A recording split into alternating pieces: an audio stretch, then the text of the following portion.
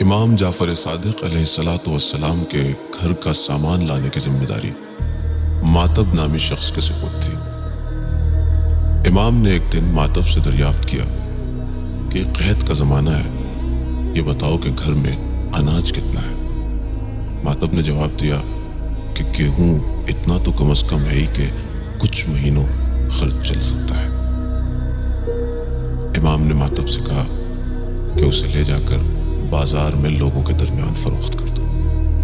ماتب نے تعجب اور حیرت کے انداز میں دریافت کیا کہ مدینے میں تو گیہوں مل ہی نہیں رہا ہے، اور اگر ہم نے یہ بچا ہوا گیہوں بھی لوگوں کے درمیان لے جا کر فروخت کر دیا تو ہمارے پاس کیا بچے گا؟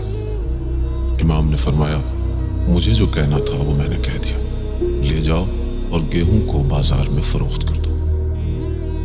ماتب کہتے ہیں کہ میں بازار گیا، امام کے حکم کے مطابق میں نے گیہوں بیچ دیا اور آ کر اس کی اطلاع بھی امام کو دے دی۔